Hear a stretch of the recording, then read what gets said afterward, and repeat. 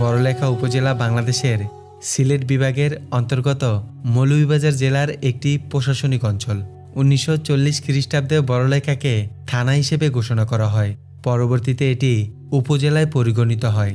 পাহাড়, ঝর্ণা, চা বাগান আর সবুজ বনানীর অপার সৌন্দর্যে ঘেরা এই জনপদ প্রকৃতিপ্রেমী ও ভ্রমণ পিপাসু মানুষের কাছে এক আকর্ষণীয় গন্তব্য। সেই সৌন্দর্যের টানেই প্রতিনিয়ত ছুটে আসেন অসংখ্য ভ্রমণপ্রেমী মানুষ। তবে পরিচিত এসব সৌন্দর্যের পাশাপাশি সম্প্রতি সময় বেশ পরিচিতি পেতে শুরু করেছে বড়লেখা উপজেলার পরিকুণ্ড ঝর্ণা। অথচ এই মনোমুগ্ধকর ঝর্ণার কথা এখনও অনেক মানুষের কাছে অজানা। তাই আজ আমরা যাত্রা শুরু করব সেই অপরূপ বড়লেখার উদ্দেশ্যে। দেখব প্রকৃতির বুকে লুকিয়ে থাকা এই অনন্য সৌন্দর্যকে।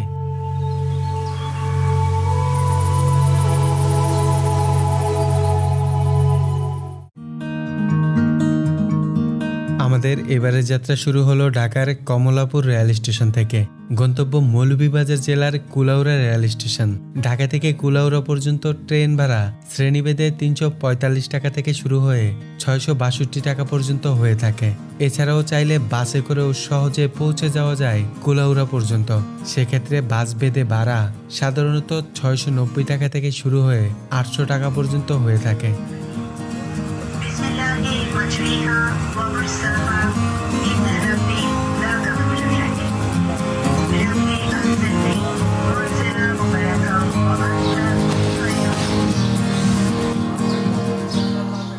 অলরেডি চলে আসছি কুলাউড়া রেল স্টেশনে।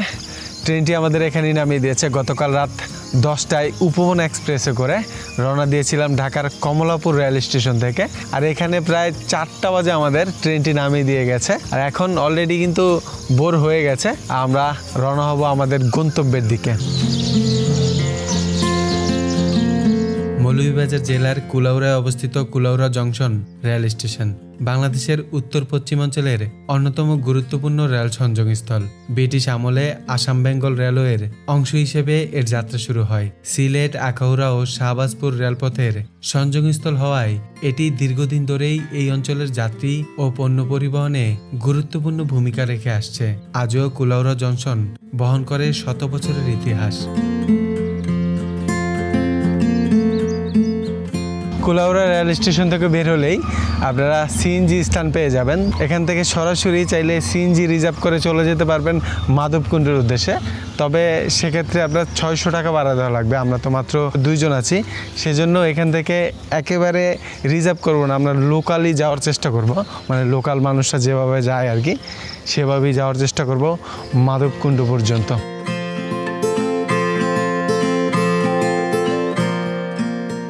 কুলাউড়া যে রেল স্টেশন আছে সেখান থেকে বের হয়ে গেছি, চৌমোহনীতে চলে আসছি। আপনারা 2 মিনিট হাঁটলেই কিন্তু এই জায়গাটাতে চলে আসবেন। এখানে লোকাল সিএনজিগুলো পাওয়া যায় আর এখান দিয়েই বাসগুলো চলাচল করে। আপনারা বড়লেখার যে বাস আছে বাসও কিন্তু পেয়ে যাবেন। তো আমরা প্রথমে বড়লেখার যে কাঁঠালতলি আছে সেখানে যাব, তারপরে সেখান থেকে চলে যাব সরাসরি মাধবকুণ্ডের উদ্দেশ্যে। কুলাউড়ার চৌমোহনী থেকে জনপ্রতি 80 টাকা সিএনজি ভাড়া দিয়ে যাচ্ছি বড়লেখা উপজেলার কাঁঠালতলি। কাঁঠালতলিতে চলে আসছি আর এখানে সিএনজিটা আমাদের নামিয়ে দিয়েছে। এখান থেকে এই যে পিছনে দেখেন একটা সাইনবোর্ড দেওয়া আছে, এটা আপনার এইদিকে যদি যান আপনারা কাঁঠালতলি থেকে হাতের ডান দিকে, সেক্ষেত্রে চলে যাবেন মাধবকুণ্ড যে ইকো পার্ক আছে সেখানে। ইকো পার্কের ভিতরে কিন্তু যে মাধবকুণ্ড ঝর্ণা আছে সেটা দেখতে পারবেন। আরও একটা ঝর্ণা আছে, আপনারা সেই ঝর্ণাটাও কিন্তু এই জায়গা দিয়ে গেলেই দেখতে পারবেন। সেটা কিন্তু সেই মাধবকুণ্ড ঝর্ণার পাশেই অবস্থিত। অসাধারণ সুন্দর একটা ঝর্ণা, তবে সেখানে পর্যটকের সংখ্যা খুবই কম যায়। কাঁঠালতলিতে সকালের নাস্তা সেরে জনপ্রতি 40 টাকা ভাড়ায় একটি সিএনজিতে করে আমরা যাত্রা শুরু করলাম মাধবকুণ্ড ইকো পার্কের দিকে। সামনে অপেক্ষা করছে পাহাড়, বন আর গর্জনরত মাধবকুণ্ড ঝর্ণার মনোমুগ্ধকর সৌন্দর্য। সেই অপরূপ সৌন্দর্যে পৌঁছানোর আগেই চোখে পড়ে এমন সৌন্দর্য, যে সৌন্দর্য দেখে গাড়ি থেকে নেমে যেতে বাধ্য হলাম। মাধবকুণ্ড যে ইকো পার্ক আছে সেটাতে যাওয়ার আগেই অসাধারণ সুন্দর একটা চা বাগানের দেখা পাবেন। এখানে নেমে কিছুটা সময় কাটাতে পারেন। একদমই আগে কিন্তু এটা অবস্থিত, মানে 1 কিলোমিটার দূরেই মাধবকুণ্ড ইকো পার্ক। আর এই যে দেখেন এখান থেকে কত সুন্দর চমৎকার চা বাগান, আর একদম চা বাগানের ভিতরে হেঁটে হেঁটে দেখতেছি সকালের এমন স্নিগ্ধ বাতাস আর চমৎকার চা বাগানের মধ্যে দিয়ে হাঁটতেছি।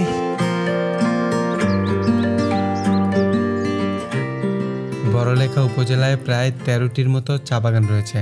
উঁচু নিচু পাহাড়ি টিলা জুড়ে বিস্তৃত এসব চা বাগানের মনোমুগ্ধকর প্রাকৃতিক সৌন্দর্য সহজেই যে কারো মন কেড়ে নেয়। এখানে উল্লেখযোগ্য চা বাগানগুলোর মধ্যে রয়েছে সমনবাগ চা বাগান, শাহবাজপুর চা বাগান, কেরামতনগর চা বাগান, ছোটলেখা চা বাগান এবং লক্ষ্মীছড়া চা বাগান। আমরা এখন অবস্থান করছি লক্ষ্মীছড়া চা বাগানে। একপাশে ছোট ছোট ঘরবাড়ি, অন্য পাশে চোখ জুড়ানো সবুজ চা বাগান। আর এই অপূর্ব প্রাকৃতিক সৌন্দর্যের মাঝখান দিয়ে চলে গেছে সৌর পিচঢালা রাস্তা, যা সোজা চলে গেছে মাধবকুণ্ড ইকো পার্কের দিকে। একপাশে বিশাল চা বাগান আর একপাশে ছোট ছোট কিছু গ্রাম রয়েছে। এই সৌন্দর্য দেখতে দেখতেই চলে আসছি একদমই মাধবকুণ্ড ইকো পার্কের সামনে।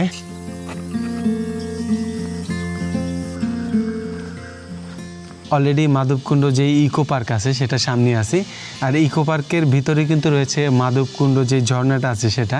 দেখেন এখন পর্যন্ত এটা বন্ধ আছে। আমরা এখানে বসে আছি, যখন খুলবে তখন প্রবেশ করতে পারবো আর কি। টিকিট কেটে এটার ভিতরে প্রবেশ করতে হবে। 8টা থেকে 5টা পর্যন্ত খোলা থাকে, তবে এখন 8টার উপরে বেজে গেছে, তারপরেও খোলে নাই কেন জানি না।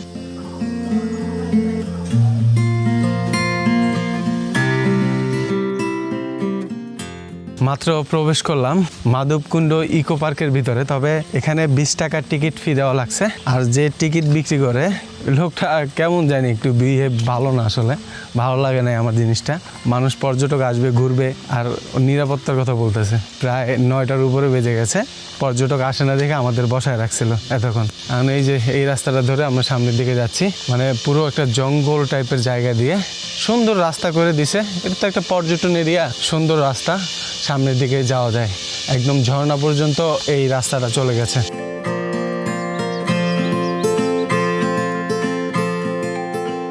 মৌলভীবাজার জেলার বড়লেখা উপজেলার পাহাড়ি অঞ্চলে অবস্থিত মাধবকুণ্ড ইকো পার্ক শুধু একটি পর্যটন কেন্দ্রই নয়, বরং এটি জীববৈচিত্র্য সমৃদ্ধ একটি সংরক্ষিত বনাঞ্চল। প্রায় 250 হেক্টর এলাকা জুড়ে বিস্তৃত এই বনাঞ্চলটি মূলত মাধবকুণ্ড রিজার্ভ ফরেস্টের একটি অংশ, যা 1914 সালে সংরক্ষিত বন হিসেবে ঘোষণা করা হয়। এখানকার উঁচু নিচু পাহাড়ি টিলা আর ঘন সবুজ বন প্রকৃতিপ্রেমীদের জন্য এক অনন্য পরিবেশ তৈরি করেছে। বনাঞ্চল জুড়ে প্রাকৃতিকভাবে জন্ম নেওয়া গর্জন, চাপালি, জাম, কদম, অর্জুন, সেগুন ইত্যাদি গাছ জন্ম নিয়েছে। এছাড়াও বাঁশঝাড়, বেত এবং নানা ধরনের ঔষধি উদ্ভিদও এই বনাঞ্চলের জীববৈচিত্র্যকে আরও সমৃদ্ধ করেছে। একসময় এই বনাঞ্চলে বন্য হাতি, মায়া হরিণ, শিয়াল, বন্য বিড়াল এবং বিভিন্ন প্রজাতির প্রাণীর বিচরণ ছিল। বর্তমানে বনাঞ্চলে কাঠবিড়ালি, বন্য খরগোশ, শিয়াল এবং বিভিন্ন প্রজাতির পশু পাখির দেখা মিলে। মাধবকুণ্ড ইকো পার্ক প্রকৃতির এক অনন্য ভাণ্ডার, যা দেশের অন্যতম গুরুত্বপূর্ণ বনাঞ্চল ও জীববৈচিত্র্য সমৃদ্ধ অঞ্চল হিসেবে পরিচিত।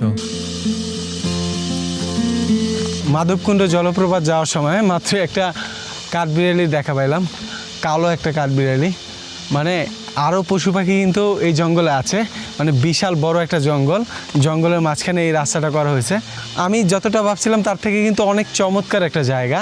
আর দেখেন এই বনের মধ্যে দিয়ে এই রাস্তা করে দেওয়া হয়েছে পর্যটকদের জন্য। এই বনের সৌন্দর্য পাশাপাশি ঝর্ণার সৌন্দর্যও দেখতে পারবেন এখানে আসলে। আর একটা লুকায়িত ঝর্ণাও আছে এখানে, সেটাও কিন্তু আমি আপনাদের দেখাবো। সেই ঝর্ণার কথা পর্যটকের বেশিরভাগ মানুষই জানে না। মাধবকুণ্ডের ভিতরে একটা রেস্টুরেন্ট আছে, এখানে আপনারা যদি খাবার অর্ডার করেন যাবার সময়, সেক্ষেত্রে আপনারা আসার সময় খেতে পারবেন। তবে আমরা এখান থেকে খাবো না, আমরা ঝর্ণাটার দিকে চলে যাচ্ছি।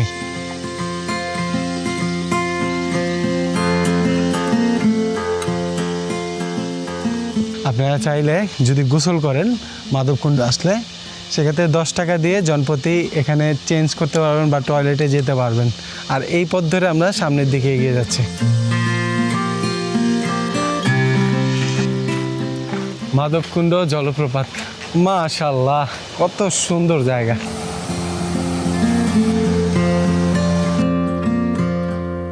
মাধবকুণ্ড যে জলপ্রপাতটা আছে এটার একদমই সামনে আছে আমি। অসম্ভব সুন্দর একটা জলপ্রপাত, এখন কিন্তু প্রচুর পানি আছে এই জলপ্রপাতে। এটা কিন্তু দেখার খুবই ইচ্ছা ছিল আমার, এটা খুবই জনপ্রিয় একটা ঝর্ণা। এর আগে আমি কখনই আসি নাই এই ইকো পার্কে। ঝর্ণার সামনেই দেখেন কত উঁচু থেকে এই ঝর্ণার পানিটা পড়ে, আর এত বেশি পানি আছে এখন, খুব চমৎকার লাগতেছে। ঝর্ণার সাউন্ড আপনারা শুনতে পাচ্ছেন। অসম্ভব সুন্দর একটা জায়গা, চমৎকার এবং মানে মনোমুগ্ধকর যেটাকে বলে। এদিকে গোসল করা নিষেধ, ওইখানে একটা সাইনবোর্ড টানানো আছে, না হলে এদিকেই গোসল করা যেত। আর এই পাশে পর্যটকদের বসার জন্য কিছু জায়গা আছে, আপনারা চাইলে এখানে বসে এই সৌন্দর্য উপভোগ করতে পারবেন।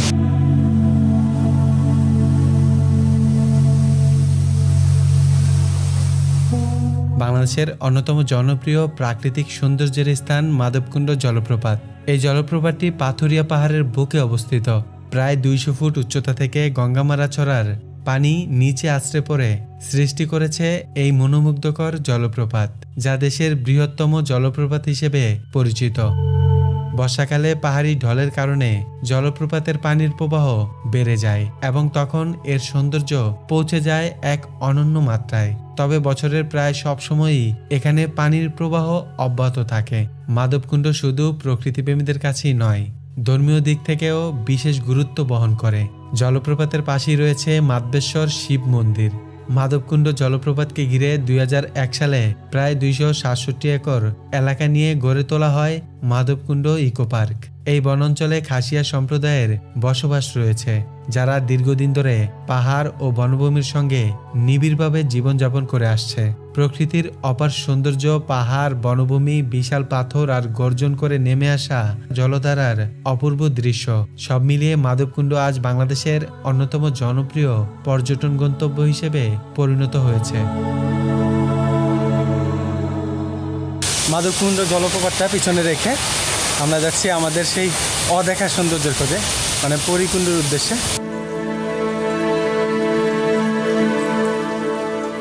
আমরা মাত্র মাধবকুণ্ড জলপ্রপাত থেকে ঘুরে আসলাম এই পাশ থেকে।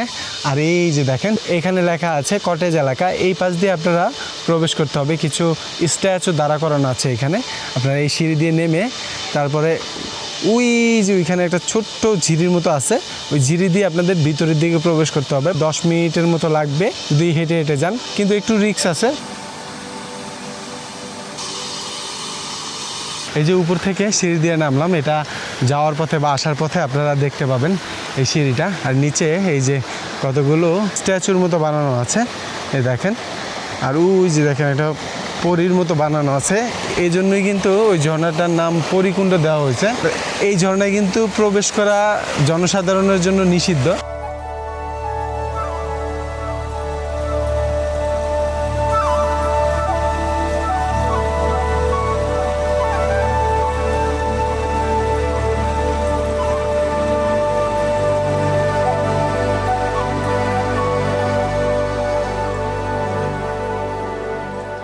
হাঁটতেছি একটা ঝিরি দিয়ে, মানে যে ঝিরিটা পার হইলাম মাধবকুণ্ড ইকো পার্ক থেকে, এই ঝিরিটা ধরে মানে আপনার নামার পরে একটা ছোট্ট ঝিরি দেখতে পাবেন, সেই ঝিরিটা ধরে হাঁটতে হবে।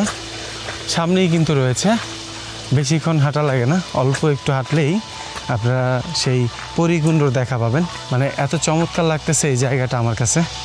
আর ওই যে একটা দাদারে পাইছি, দাদা একটু দেখাই দেবে আর কি ঝর্ণাটা। আমরা তো চিনি না, তারপর আমরা সঠিক রাস্তায় আসছিলাম, তবুও দাদারে নিয়ে নিছি।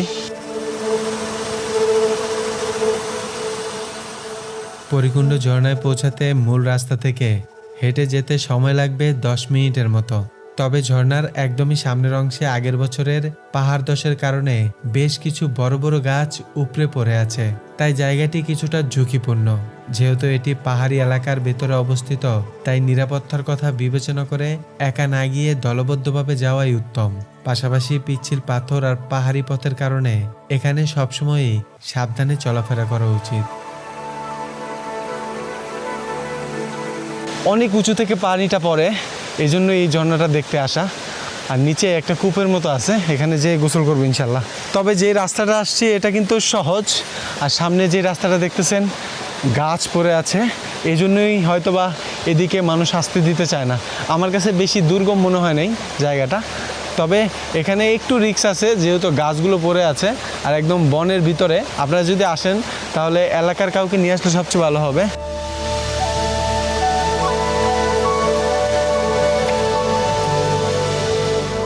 খুব সাবধানে ভাই, অনেক পিচ্ছিল, অনেক উঁচু থেকে এই ঝর্ণার পানিটা পড়ে, এই জন্যই কিন্তু চমৎকার লাগে। এই ঝর্ণা দেখার জন্যই দূর থেকে আসছি। পরিকুণ্ড যে ঝর্ণা আছে, একদমই ঝর্ণার সামনে দাঁড়িয়ে আছি। অনেক উঁচু থেকে এই পানিটা একদম গড়িয়ে গড়িয়ে নিচের দিকে পড়ে। কয়েকদিন যাবৎ বৃষ্টি হচ্ছে না। এই ঝর্ণাগুলো যখন বৃষ্টি বেশি হয় তখন কিন্তু আরও পরিপূর্ণ হয়ে ওঠে। এখন পর্যন্ত জুন মাস চলতেছে, জুলাই আগস্টে আসেন সেক্ষেত্রে কিন্তু আরও বেশি পানি দেখতে পাবেন এটাতে।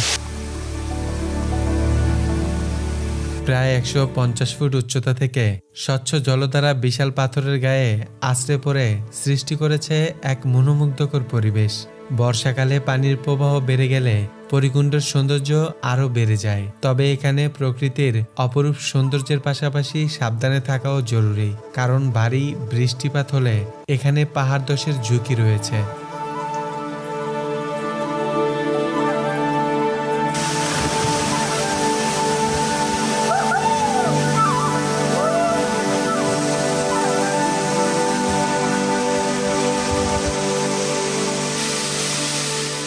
ঝর্ণা, পাহাড় আর বনের সৌন্দর্য দেখে আবারও ফিরছি সেই একই পথে।